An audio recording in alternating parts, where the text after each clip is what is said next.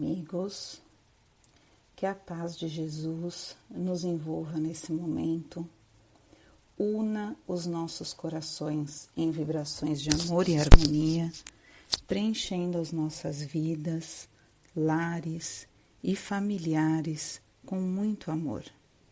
Estejamos agora em sintonia com o alto, sempre reforçando nosso propósito de melhoria pessoal. Que assim seja. Olá, amigos. Hoje nós falaremos de um assunto já muito comentado, mas não por isso menos necessário. Na verdade, quando a gente observa a humanidade, nós vemos o quanto ainda precisamos discuti-lo. Falaremos sobre a chaga da humanidade, o orgulho. Para a gente iniciar, eu gostaria de trazer para vocês um pequeno trecho do Evangelho segundo o Espiritismo, que está lá no capítulo 7, Bem-aventurados os pobres de espírito, no item O Orgulho e a Humildade. Vamos lá, um pequeno trecho. Homens, por que vos queixais das calamidades que vós mesmos amontoastes sobre as vossas cabeças? Desprezastes a santa e divina moral do Cristo? Não vos espantei, pois, de que a taça da iniquidade haja transbordado de todos os lados. Generaliza-se o mal-estar. A quem inculpar, senão a vós, que incessantemente procurais esmagar-vos uns aos outros? Não podeis ser felizes sem mútua benevolência. Mas como pode a benevolência coexistir com o orgulho? O orgulho, eis a fonte de todos os vossos males. Aplicai-vos, portanto, em destruí-lo, se não lhe quiserdes perpetuar as funestas consequências. Um único meio se vos oferece para isso, mas infalível. Tomardes para a regra invariável do vosso proceder a lei do Cristo, lei que tendes repelido ou falseado em sua interpretação. Essa pequena reflexão que a gente vai fazer hoje aqui sobre orgulho, ela tem um objetivo da gente se aprofundar um pouquinho no entendimento, né, e na consequência da necessidade de erradicação do egoísmo, do orgulho, como nos alertam os Espíritos no Evangelho. E nós, além desse trecho aqui do Evangelho segundo o Espiritismo, nós vamos usar como base da nossa discussão trechos de um texto do Leon Denis, que encontra-se no livro O Caminho Reto, e ele tem o título de Orgulho, Riqueza e Pobreza. Então vamos lá. O Leon Denis inicia o texto de maneira assim bem clara, reforçando um alerta importante. Ele diz assim: de todos os males, o orgulho é o mais temível, pois deixa em sua passagem o germe de quase todos os vícios. É uma hidra monstruosa, sempre a procriar e cuja prole é bastante numerosa. Desde que penetra as almas, como se fossem praças conquistadas, ele de tudo se assenhoreia, instala-se à vontade e fortifica-se até se tornar inexpugnável. Eu queria que a gente avaliasse um pouco essa analogia apresentada no texto.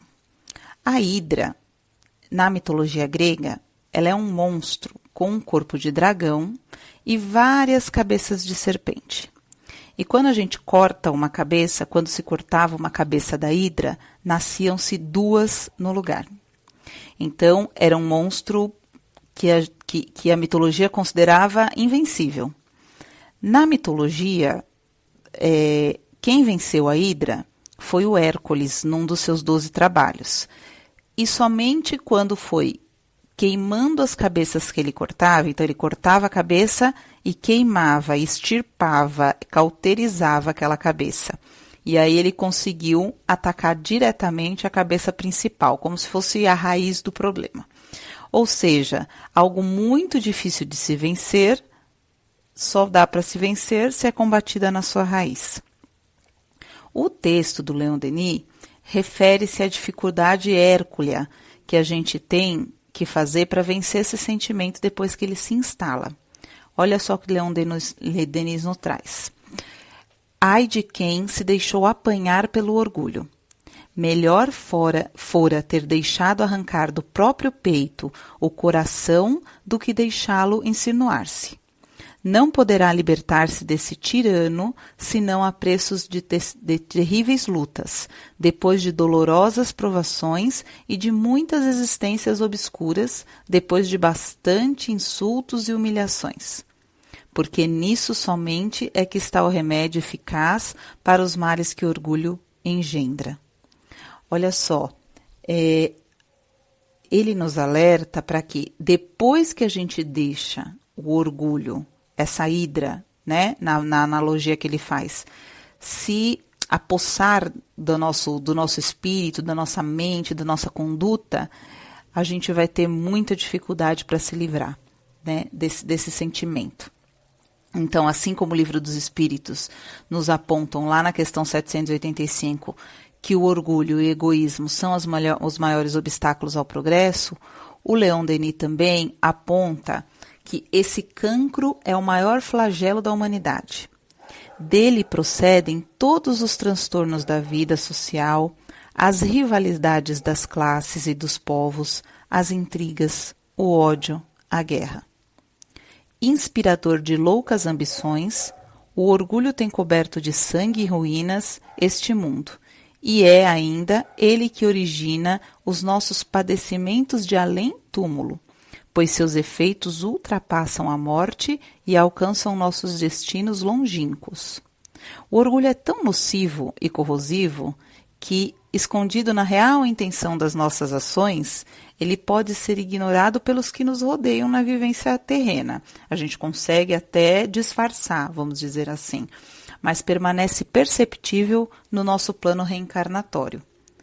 De novo, Leon Denis. Assim como o verme estraga um belo fruto, assim o orgulho corrompe as obras mais meritórias. Não raro as torna nocivas a quem as pratica, pois todo bem realizado com ostentação e com secreto desejo de aplausos e lauréis depõe contra o próprio autor. Na vida espiritual, as intenções, as causas ocultas que nos inspiraram reaparecem como testemunhas, acabrunham o orgulhoso e fazem desaparecer-lhe os ilusórios méritos. Como é perigoso esse sentimento e quando a gente se permite, por em vigilância, que ele nos domine ou que as nossas ações sejam fruto desse nosso orgulho. Tão perigoso nos é o orgulho e a sua manutenção que se faz um entrave para que a gente tenha sucesso, inclusive na nossa real inclinação ao estudo das leis de Deus. Então, nós de fato queremos estudar e aprender o que fazer, como melhorar, mas a gente tem dificuldades por conta do orgulho. O Leon Denis nos esclarece assim: o orgulho encobre-nos toda a verdade.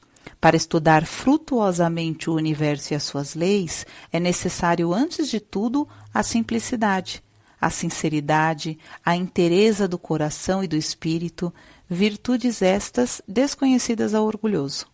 O homem simples, humilde em sentimentos, rico em qualidades morais, embora seja inferior em faculdades, apossar-se-á mais depressa da verdade do que o soberbo ou o presunçoso da ciência terrestre, que se revolta contra a lei, que o rebaixa e derrui o seu prestígio.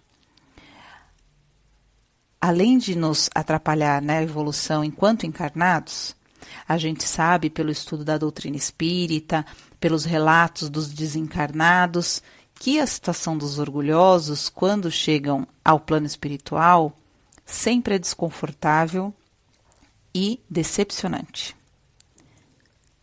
Nosso texto diz: o ensino dos espíritos patenteia-nos a triste situação dos orgulhosos na vida do além-túmulo. Os humildes e pequenos desse mundo acham-se aí exaltados. Os soberbos e os vaidosos aí são apoucados e humilhados.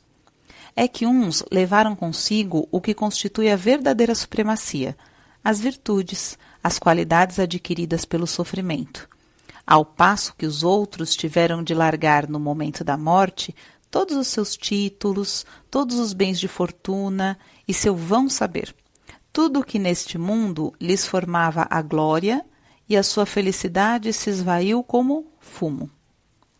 Então, Leon Denis nos traz verdades impressionantes para a gente pensar.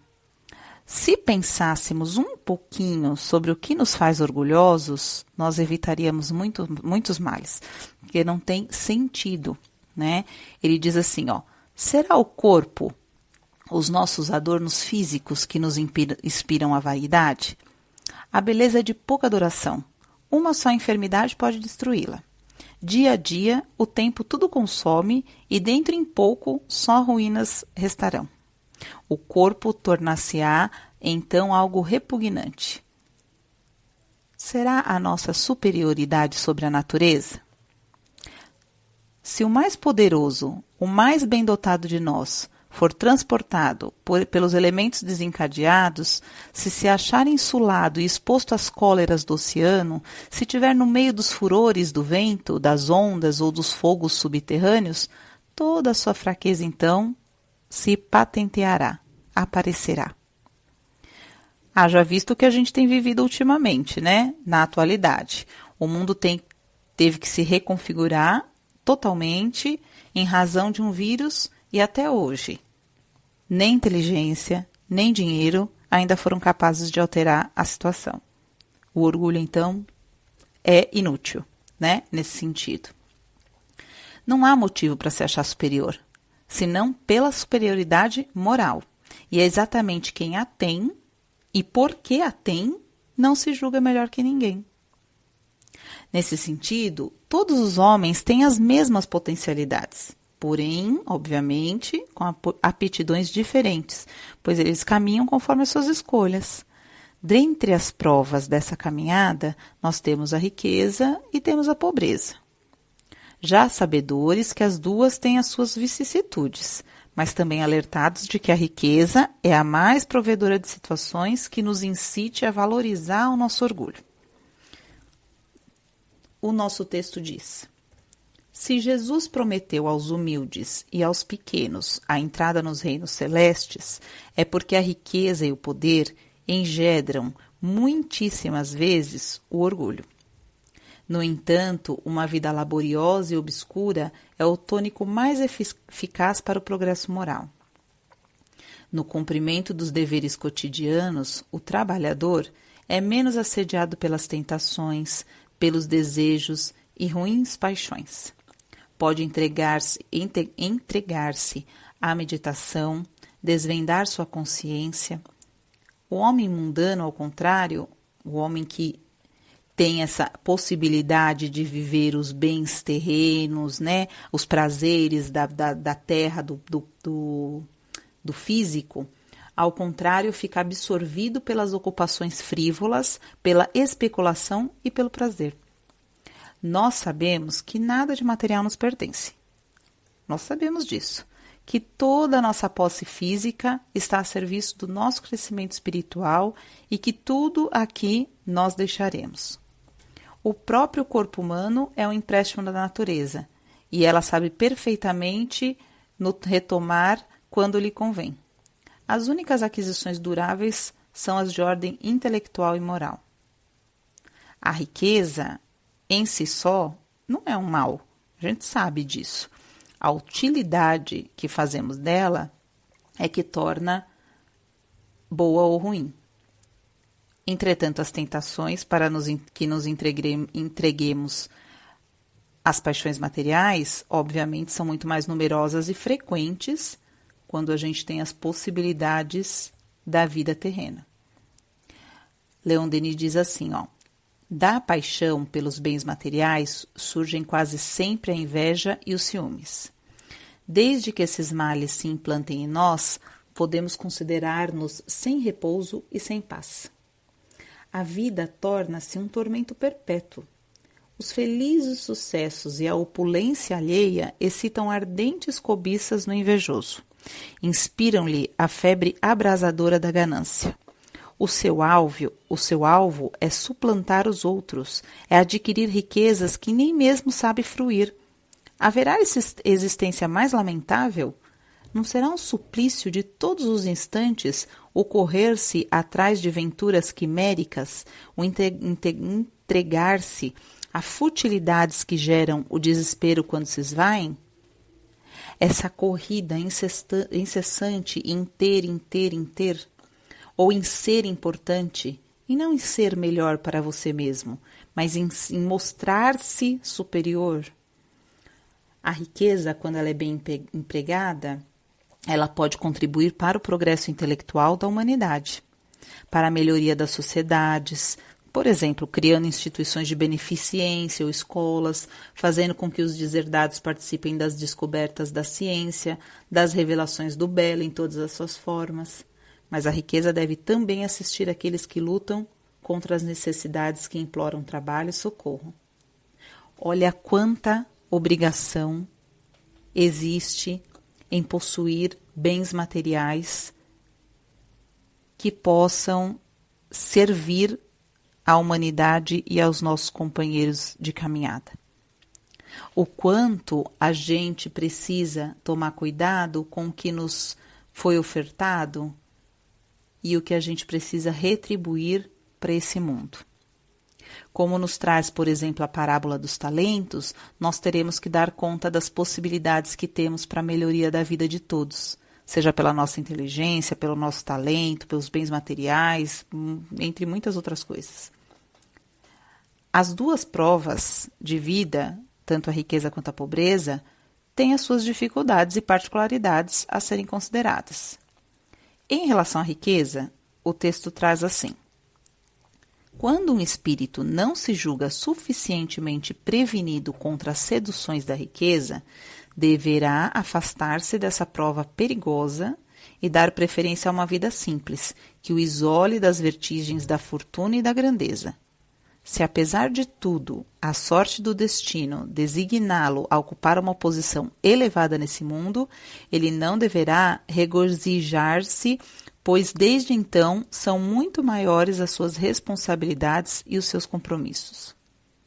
Mas e a grande massa de espíritos encarnados nesse mundo, que estão na classe trabalhadora, humilde, pobre e persistente na sua sobrevivência? Como é que fica? Olha só o que Leon Denis nos traz. Também não deve lastimar-se no caso de ser colocado entre as classes inferiores da sociedade. A tarefa dos humildes é a mais meritória. São estes os que suportam todo o peso da civilização. É do seu trabalho que a humanidade vive e se alimenta. O pobre deve ser sagrado para todos, porque foi nessa condição que Jesus quis nascer e morrer. A pobreza ensina a nos compadecermos dos males alheios e, fazendo-nos melhor compreendê-los, une-nos a todos os que sofrem, dá valor a 1000 coisas indiferentes aos que são felizes. Quem desconhece tais princípios fica sempre ignorando um dos lados mais sensíveis da vida. Sem nenhuma apologia ao sofrimento, à dificuldade, à escassez material, pensemos que estamos sempre onde devemos estar, mas sem estagnação, sem preguiça, com a vontade real de melhoria das nossas condições de vida espiritual e material. Entretanto, é imperioso que a gente, junto com o nosso desejo de prosperidade pessoal, tenhamos a consciência que o nosso compromisso é com a nossa melhoria e a do próximo, uma vez que abraçamos a lei do amor cristão, que nos ensina a amar a Deus sobre todas as coisas e ao seu próximo como a si mesmo. Todos nós, sem exceção, somos ricos em algo. Uns em dinheiro, outros em inteligência, outros em amor, outros ainda em tudo isso junto. Ofereçamos nosso melhor e a humanidade aos poucos se transformará em um lugar mais harmonioso, pacífico e fraterno. Que nesse momento, amigos, possamos elevar os nossos pensamentos ao Pai em agradecimento pela oportunidade de servir e de beber na rica fonte dos ensinamentos da doutrina espírita e do Evangelho do Cristo. Ajuda-nos, Senhor, a fazer de nossas vidas um exemplo de persistência na melhora, de aperfeiçoamento de nossas qualidades e de caridade para com o nosso próximo. Que Jesus nos abençoe e guie agora e sempre. Muita paz a todos.